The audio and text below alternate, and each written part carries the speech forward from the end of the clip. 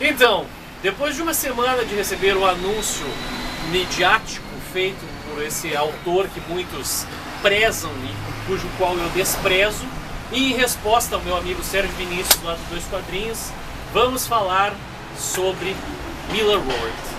Rola aí.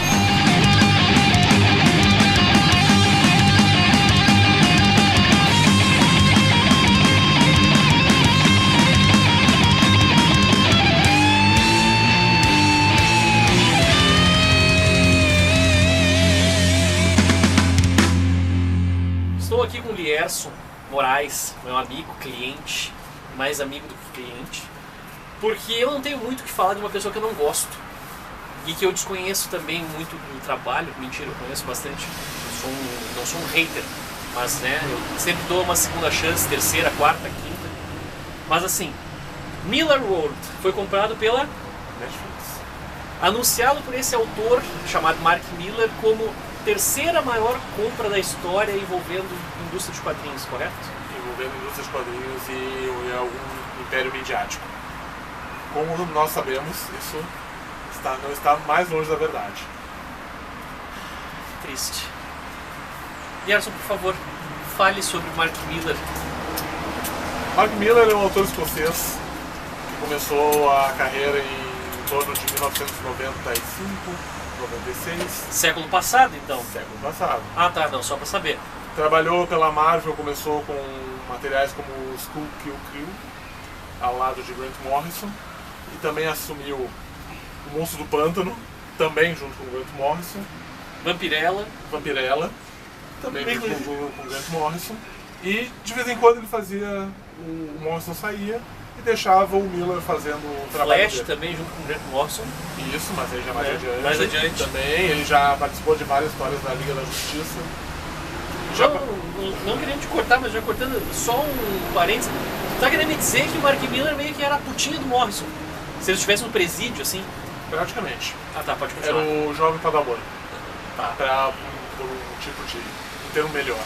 Por um termo melhor. Então depois o Mark Millar começou a assumir outras séries, minisséries e tal, e começou a tentar alçar novos voos.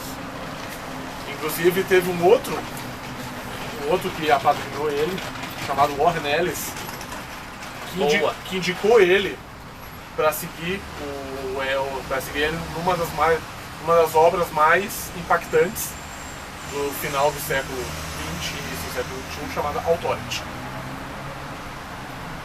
Então, Mark Millar foi uma recomendação pessoal do Warren Ellis, e é assim que ele começou o seu trabalho. Fora antes ele estava fazendo histórias em Superman Adventures, Sonic e tudo mais. Mas foi no Authority que ele começou a notoriedade. Então dentro da Marvel também ele fez, dentro da linha Ultimates, no final do século passado, início deste, ele fez o Ultimate X-Men e depois alçou o estrelato e virou esse fenômeno quando criou os Ultimates, né? Exatamente. Criou, porque o Mark Millar cria coisas. Por favor, continue. O Ultimates foi o ápice, então, o Brian Hitch também estava numa fase tremendamente hypada por causa do Authority, que ele despontou como sendo não só um mero clone do Alan Davis. Mas aí o Mark Millar pegou as personalidades dos heróis, que eram os heróis dos Vingadores, ou seja, o Capitão América, o Hulk, o Thor, e os transformou em maníacos, em egoístas, ou seja, os heróis que eram dignos. Os heróis que eram dignos, que eram heróis, se tornaram uns filha da mãe. Filha da puta. Né? Ele deu uma darkzada nos personagens. E aí, com isso, ele alçou não só o estrelato, como ele começou a achar que podia escolher projetos. E aí começou a primeira fase dele, foi o que? Foi Procurado, foi o Chosen, que daí era American Jesus, mas daí ele não era tão forte assim para poder pegar e colocar American Jesus, daí ele teve que mudar o nome. E qual foi o terceiro? Teve mais um. The Unfinished, pela Avatar. The Unfinished, isso aí. E aí depois disso é que veio o tal do... Assim que começou o Milan World. Exato, isso aí foi a protogênese do negócio, né? Lembrando que o Milan World não é uma editora. Exato. Ou seja, é um universo, é tipo assim o View do... já muda completamente o de aquisição, porque a Warner comprou a DC, mas a DC é uma editora. A Disney comprou a Marvel, mas a Marvel é uma editora. A Acclaim Comics comprou a Valiant, que também era editora. Mas a Valiant era uma editora. O Miller World não é uma editora. O Miller World é meramente um selo. Como a Image tinha um dos selos Wildstorm que a DC comprou. Lembra? Malibu Comics também, Milestone Comics, são selos que foram comprados por outras editoras. Só para dar uma, né? Sem contar outras edições anteriores, como a Charlton, a Fawcett, a sim, Quality, por aí vai. Mas enfim, o lance todo é que, por que o Miller para mim não é o bicho, eu acho que o Lierson concorda e depois ele dá a opinião dele. Porque ele copia as coisas. Ele não. Foi-se o tempo. Você que é novo e está lendo agora, acha que é o máximo. Ele escreve para você. Ele não escreve para mim, não escreve para ele. Isso não tem problema. Desde que as coisas sejam bacanas, sejam legais e que tu não identifique que aquilo é uma cópia. Porque plágio é crime. O que ele fez em 26 edições, eu li em uma só de 1963 do Stan Lee e Jack Kirby, que é Os Vingadores. Ah, mas foi cinematográfico, não sei o que. O layout é bom, a história ficou bacana. Mas, cara, não é nada demais. Não é uma coisa que tu pega assim, puta que pariu, e explode a cabeça. Não é. Não é. Não é. Existe uma grande diferença entre uma história memorável e uma história massa velha. Exatamente. Pega, por exemplo, Sob Cerco. Roger Stern e John Buscema. Talvez uma das melhores histórias. O filme vai se fuder pra pegar todas essas edições que a gente falou e botar, mas azar dele.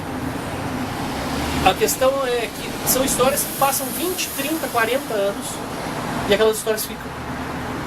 Me diz hoje na fila do pão os Authority, o Procurado, Kick-Ass, todos eles praticamente têm filme, menos Authority. Mas assim, ó, Kingsman, o Procurado, Kick-Ass, todos eles viraram filme, mas são best-sellers. Não, né? Nem como filme, não são Arrasa Quarteirão, e nem como gibi. São divertimentos que passam. Não é aquela coisa de pegar e reler, isso aqui eu não tinha percebido e tal. Ele não é o novo Grant Morrison, ele não é o novo Alan Moore, ele não é o novo Peter Milligan, ele não é o novo Jamie Delano, não é o Neil Gaiman, não é a Ren Ellis. E se for para contar a grana adquirida pelas mídias, a gente acha que talvez Walking Dead tenha superado em muito, pelo toda a renda das temporadas, tenha superado em muito a bilheteria dos três filmes dele. Dos três filmes dele, os quatro. Né? Kick-Ass 2. Sim, Kick-Ass 2. E agora Kingsman 2, né? Kingsman 2. E pensa assim, ó, o Mark Miller, ele não é um George Lucas. O George Lucas foi visionário, que ele mudou a tecnologia, mudou a maneira com que o cinema enxergava a indústria cinematográfica, quando ele pegou e começou a ganhar royalties em cima dos produtos. O Mark Miller, ele conseguiu entrar para Hollywood, mas só que por um pouquinho. Nos anos 80, o Stan Lee se mudou para Los Angeles já para vender. Foi uma grande cagada, porque a Marvel foi à falência, mas ele se mudou para Los Angeles para vender as coisas dele, da Marvel, para Hollywood. Então não tem grandes... Não é um grande marco. Não é um grande marco isso que ele fez. É memorável porque vocês devem gostar do Mark Miller, acham bacana. Quem mais? Cara, o Grant Morrison é o cara que entra na DC e os caras dizem pra ele, escreve o que tu quiser. O cara tá onde? O cara tá lá cuidando da linha editorial da Heavy Metal.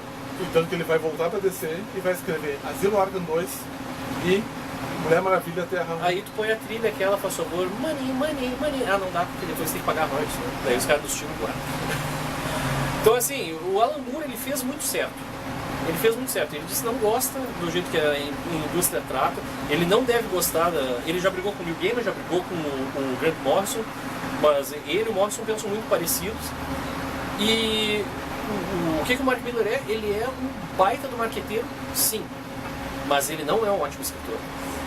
Então, isso eu só tô usei o esquema que o Vini colocou lá, que eu falei mal do Mark Miller, pra ele, que não é escritor do século, porque ele não é. Né?